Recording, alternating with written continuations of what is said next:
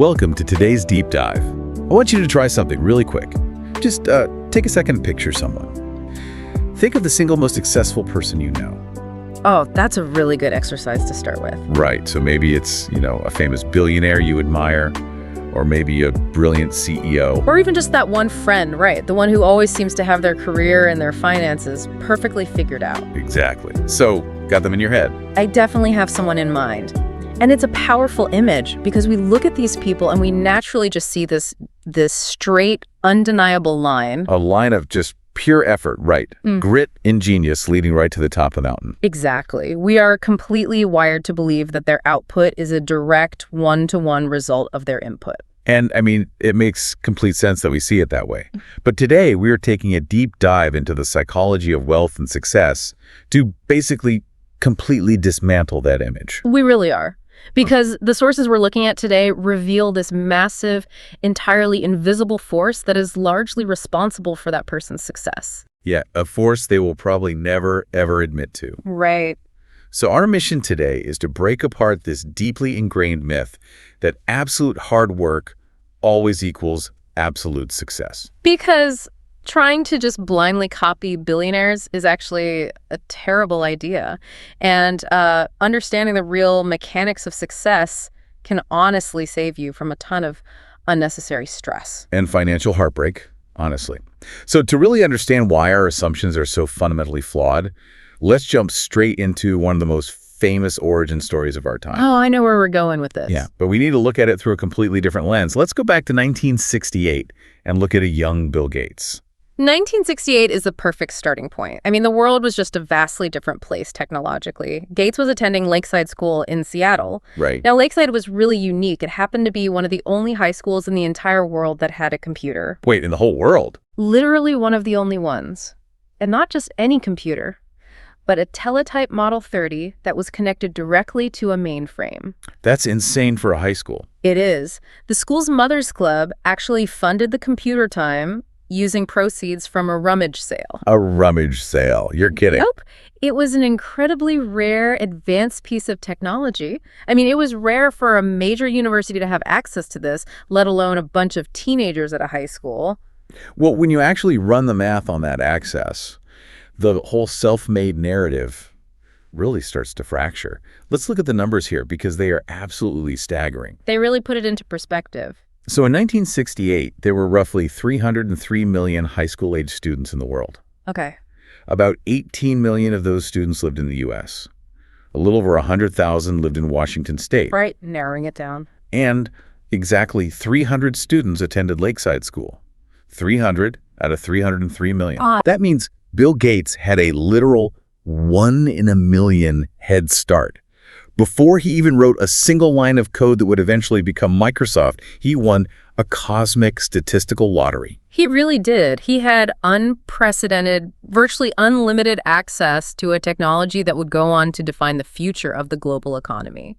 And at the exact moment, he was old enough to get obsessed with it. Exactly. If you move him to a different high school just down the street, Microsoft doesn't exist. Period. That's wild. But this story has a second half that is rarely told. And it's crucial for understanding how the mechanics of success actually operate in the real world. Yeah, this is the part of the story that really stops you in your tracks. While at Lakeside, Gates had a best friend named Kent Evans. Right. According to Gates himself, Kent was equally brilliant. Yeah. He had the exact same endless ambition, the same incredible business mind, the same work ethic. They were basically two peas in a pod. They used to stay up late, talking about the future, dreaming about the massive companies they were going to build together. Didn't they design a scheduling program for the school together or something? Yeah, a really complex one. They were on the exact same trajectory. Two brilliant kids with a 1 in a million technological advantage. But Kent Evans never made it to graduation. No, he didn't. He died in a tragic freak mountaineering accident before he even finished high school. Oh, man. It's just an absolutely heartbreaking turn of events. It is deeply tragic. And if you look at the statistics, experiencing a fatal mountaineering accident in high school represents odds of roughly 1 in a million. Another 1 in a million probability. Exactly. Which brings us to a foundational concept for our discussion today. Risk and luck are siblings. Risk and luck are siblings. I like that phrasing. They are the exact same underlying force. They represent the objective reality that life has infinite moving parts. Outcomes are constantly being shaped by forces entirely outside of our control. So they're just the exact same force working in opposite directions. Precisely. Bill Gates experienced 1 in a million luck. Kent Evans experienced 1 in a million risk. Same age, same ambition, similar actions, completely different outcomes. Here's where it gets really interesting. It's like life is a massive coin flip casino, but with a brutal catch. Okay, what's the catch? If you land on tails once, you're kicked out of the casino forever. Oh, wow. Yeah. And society only studies the guy who flipped heads 50 times in a row, assuming he somehow, flipped the coin better than everyone else. That is a brilliant analogy. We completely ignore the wind in the room, the weight of the coin, the surface it landed on. Right. We ignore the fact that one bad gust of wind on flip number 3 would have bankrupted him. Because no matter how smart, talented, or hardworking you are, life is simply too complex for 100% of your effort to guarantee 100% of your results. There are just too many variables. Billions of people making decisions, markets shifting. But human beings crave neat, controllable narratives. We desperately want to believe that A plus B always equals C. Which brings up a massive psychological question. If luck and risk are undeniably this powerful, why do the wildly successful rarely, if ever, admit how much luck played a role in their lives? Yeah, they really don't, do they? I mean, you don't see billionaires getting up at university commencement speeches and saying, hey, everyone, work hard. But also keep in mind, I just got a really lucky string of coin flips. No, you certainly don't hear that speech. And that leads us directly into the psychology of human ego. Okay, so it's an ego thing. The behavioral science on this is fascinating. Attributing our own success to luck is deeply uncomfortable because it fundamentally challenges our ego and our sense of humility. It minimizes our own perceived genius. Exactly. If I admit luck played a 40% role in my success, I have to give up 40% of the credit. There's actually a really revealing detail from the research regarding brothers. Yeah, tell me about this. Studies have found that the adult incomes between brothers are more highly correlated than their physical height or their weight. Wait, seriously, think about the implications of that. If your brother is wealthy, you are statistically more likely to be wealthy yourself than you are to be the same height as him. Precisely. It shows mathematically that family environment, shared opportunities, education, the socioeconomic lottery, it all matters deeply to your final outcome. But I'm guessing they don't see it that way. Not at all. When researchers interview wealthy brothers, they rarely credit those shared external forces. They almost universally credit their own individual hustle, their own late nights. Their own superior intelligence, of course. Yeah. We have this incredible double standard in how we judge the world around us. We really do. Like when we look at other people failing, say a competitor's business going under or a coworker getting fired, we instantly blame their bad decisions or their inherent laziness. Or they just didn't work hard enough. They made a foolish investment. Exactly. But when we fail, oh man, we immediately point to external variables. Oh, it was a terrible economy. The market was rigged. It was unpredictable tail risk. Yeah, we use luck as a protective shield for our own failures, but we totally deny its existence in other people's success. It's a massive cognitive blind spot, and this distortion gets even more extreme when we look back at historical business figures. Give me an example. Consider Cornelius Vanderbilt, the famous railroad tycoon. He openly and routinely defied the law to build his transportation empire. Really? Just broke the law? Oh, yeah. He literally asked his own advisors, "You don't suppose you can run a railroad according to the statutes of New York, do you?" Wow. So he operated as if the law simply didn't apply to him? He was completely comfortable bulldozing through legal frameworks to get what he wanted. And today, history celebrates Vanderbilt as a scrappy, brilliant visionary. Someone who wouldn't let red tape and bureaucracy stop progress. Right. But then consider John D. Rockefeller, who also frequently skirted the law to build Standard Oil, yet was labeled by a federal judge as no better than a common thief. So there's this millimeter-thin line between being remembered as a brilliant visionary and a reckless criminal. Exactly. If Vanderbilt's massive legal gambles hadn't paid off, if a judge decided to shut him down early and seize his assets, he'd be remembered today as a massive failure. A guy who broke the law and lost his fortune. The only difference between those two historical legacies is the final outcome, which was heavily influenced by the luck of timing and circumstance. Okay, let's unpack this. Because wait, if we attribute too much to luck, don't we risk falling into total fatalism? That's a valid concern. Like, if it's all just a cosmic coin flip that Vanderbilt got heads and someone else got tails, why should anyone put in the grueling 80-hour weeks to build a business in the first place? Why not just sit on the couch and wait for a lucky breeze? What's fascinating here is that we have to balance this. It's vital we don't swing the pendulum too far. Effort absolutely matters. Intelligence matters. Hustle matters. You have to buy a ticket to even be in the lottery. Exactly. The central issue here is that the exact ratio of luck to skill is fundamentally unknowable. You can't just put a number on it. Right. We can never measure a successful company and say, yes, this was exactly 68% hard work and 32% being in the right place at the right time. So you still have to put in the immense effort to maneuver yourself into a position where luck can find you. Yes. But you must recognize that your effort doesn't grant you complete dominion over the universe. But because society flat out denies that ratio, because we assume the formula is 100% hard work, we fall into this incredibly dangerous trap. The blueprint trap. Right. We look at ultra-wealthy individuals and we try to extract a blueprint. We try to blindly copy their exact habits. Assuming that if we just wake up at 4 a.m., take freezing ice baths, and microdose our coffee exactly like a billionaire, we will inevitably become billionaires too. Which is just ridiculous when you say it out loud. It is. That blueprint mentality introduces a crucial psychological trap, survivorship bias. Survivorship bias. Let's define that for the listener. This is the cognitive error, where we focus all of our attention on the survivors, the people who succeeded, and we completely ignore the invisible graveyard of failures. The people who took the exact same risks. Yep. Had the exact same morning routines, but simply didn't get lucky. You see this constantly in financial media. A major publication like Forbes magazine will put a wildly reckless investor on their front cover. And celebrate them as an absolute genius. Just because their crazy leveraged gamble happened to pay off this quarter. Meanwhile, there's a brilliant, incredibly careful investor out there who made all the right mathematically sound decisions, but they landed on the unlucky side of a tail risk event. Exactly. And for you listening, a tail risk event is one of those incredibly rare, unpredictable disasters, like a sudden global pandemic or a freak market crash. Something that wipes you out entirely through no fault of your own. Nobody ever writes a glowing magazine profile on the brilliant investor who got wiped out by a tail risk event. They just vanished into the graveyard, leaving us only with the survivors to study. Survivorship bias tricks us into praising reckless behavior just because it survived the coin flip.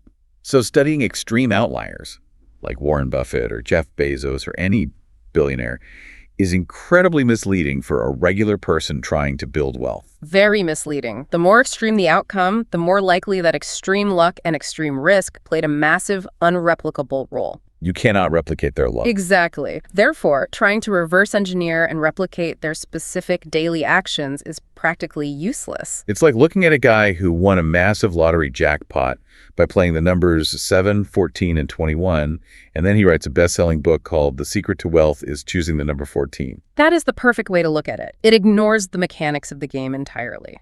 So if we can't study billionaires, who should we study? The actionable lessons we should be searching for aren't found in the extreme 1 in a million outliers. They are found in broad, predictable patterns. Give me an example of a broad pattern. For example, instead of studying how a specific billionaire timed a risky stock purchase, you should study the broad pattern that people who have control over their own daily schedules tend to report much higher levels of life satisfaction. Oh, that makes a lot of sense. You look for the trends that hold up across thousands of normal people, not the anomalies. Right. Which brings us to a really grounding concept. Nothing is as good or as bad as it seems. Nothing is as good or as bad as it seems. It's a vital, humbling reminder to carry with you, because the danger of assuming hard work always equals success isn't just an abstract philosophical debate. It has severe psychological consequences. How so? When we succeed, ignoring the role of luck leads to massive, unchecked entitlement. We start to think we are infallible gods of our own making. We think we control everything. But conversely, when we face inevitable risks and fail, ignoring the role of bad luck leads to devastating self-blame.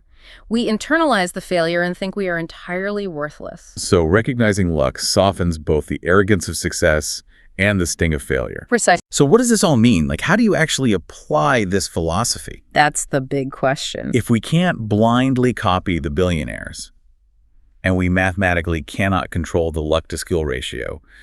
What is the actual boots-on-the-ground strategy here? The strategy requires a fundamental shift in perspective. You shift from trying to conquer the world to making sure you can endure it.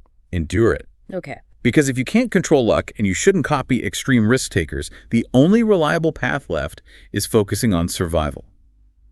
Getting wealthy is one thing, but staying wealthy is an entirely different game. With a completely opposite set of rules. Exactly. This brings up one of the most incredible historical contrasts from the infamous 1929 stock market crash. Oh, I love this comparison. We have the contrasting stories of two men, Jesse Livermore and Abraham Germansky. Now, Jesse Livermore was perhaps the greatest, most intuitive stock trader of his generation. He was a legend. On October 29th, 1929, the day the market completely collapsed and sparked the Great Depression, Livermore's wife was at home, absolutely terrified. I mean, everyone was. The news was catastrophic. Right, she assumed they were financially ruined. But Livermore came home that evening and calmly told her he had actually shorted the market. He had bet heavily that the market would fall. And in a single day of panic, he made the modern equivalent of over $3 billion. $3 billion in one day. A staggering, almost incomprehensible amount of wealth, born from an incredibly risky, contrarian bet that happened to align perfectly with a historic crash. Right. Meanwhile, on that exact same day, you have Abraham Germansky. He was a multimillionaire real estate developer who had bet heavily on the surging optimistic market continuing to rise. He took the opposite position. Yeah, and as the market collapsed, Germansky was caught on the wrong side of the risk. He lost absolutely everything. He was last seen wandering the streets of New York, tearing up ticker tape in despair, and he essentially vanished. It was a total tragic wipeout. So in 1929, we have the ultimate winner and the ultimate loser of a major tail risk event. But here is the ultimate twist that proves the point. Fast forward just 4 years to 1933. Okay, what happens to Livermore? Livermore, high on his $3 billion victory, was brimming with absolute overconfidence. He felt untouchable. He believed he had mastered the universe. Oh, no. He started making increasingly larger, more reckless bets on the market. And eventually the luck ran out. He landed on tails. He lost it all, didn't he? He lost the entire fortune. Broke, deeply in debt and ashamed, Livermore eventually took his own life. It's a profound tragedy, but it perfectly illustrates the mechanics we are unpacking today. Both Livermore and Germansky were incredibly skilled at getting wealthy. They had the ambition, the aggressive drive, the sharp intelligence required to build a fortune. But they were both fundamentally terrible at staying wealthy. Getting money and keeping money require completely different, almost conflicting skill sets. They are complete opposites. If we connect this to the bigger picture, getting money requires taking risks. It requires relentless optimism, putting yourself out there and taking big swings at the plate. But keeping money requires the exact opposite.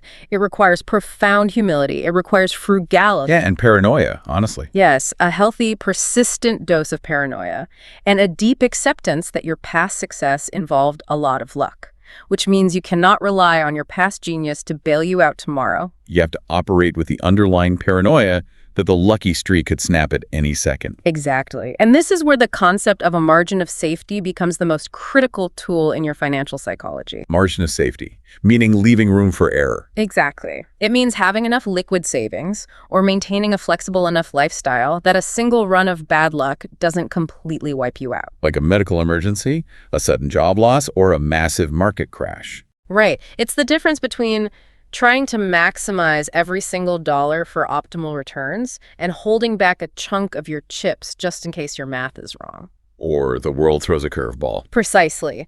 The goal isn't just to make the absolute most money mathematically possible on a spreadsheet. The goal is to become financially unbreakable. Because the mathematics of wealth are driven by compounding. Yes, the process where your gains generate their own gains over time. But compounding takes a very long time to work its magic. So if you take a massive risk and get wiped out in year 3, you never get to see the exponential, life-changing growth that happens in year 30. The people who ultimately succeed aren't the ones who never make mistakes. They're the ones who can survive their mistakes and bad luck long enough for compounding to do the heavy lifting. Because if you get kicked out of the casino, the game is over. Exactly. And this entirely reframes what wealth actually is. Society conditions us to think wealth is a garage full of sports cars, a massive mansion, constant outward displays of spending. But true wealth is actually invisible. Wealth is the money you haven't spent yet. It's the flexibility and the options you preserve. The highest dividend that money pays isn't a luxury good. It is the ability to survive bad luck and buy yourself total control over your own time. True wealth is waking up in the morning and saying, I can do whatever I want today on my own terms. That completely flips the script on the entire American dream narrative. We started this deep dive talking about the pervasive myth of hard work and the invisible force of luck. And we've ended up redefining what success even looks like. It's a huge paradigm shift. So let's tie these concepts together for you listening. First, hard work is essential to get you into the game, but assuming it's the only factor in your success is a dangerous ego-driven trap. Second, remember that risk and luck are siblings. They are the exact same force of an unpredictable universe, just pulling in opposite directions. Third, beware of survivorship bias. It creates a mirage that tricks us into copying the reckless habits of extreme outliers who just happen to survive their crazy gambles. And finally, the true measure of success isn't about getting rich quick or maximizing every penny. Right. It's about staying in the game, maintaining a wide margin of safety, and surviving long enough for compounding to actually work. Those are the essential mechanics of navigating success and failure. Now, I want to pose a question directly to you, the listener. Yeah, think about this. When you look back at your own life, your own career, and your own relationships, can you spot those hidden moments?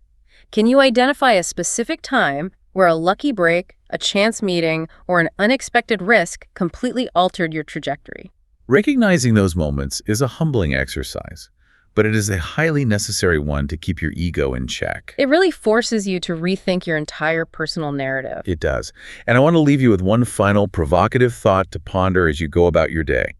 If we truly accept that extreme outlier success is heavily influenced by uncontrollable luck, Right. does that actually give us the freedom to stop chasing someone else's definition of wealth? Oh, that's a great point. If you stop exhausting yourself trying to force a 1 in a million outcome that you can't control anyway, what could you build right now with the time, energy, and peace of mind you get back? Think back to that incredibly successful person you pictured at the start of this deep dive. Maybe the ultimate goal isn't to be them. Maybe the ultimate goal is just to be unbreakable.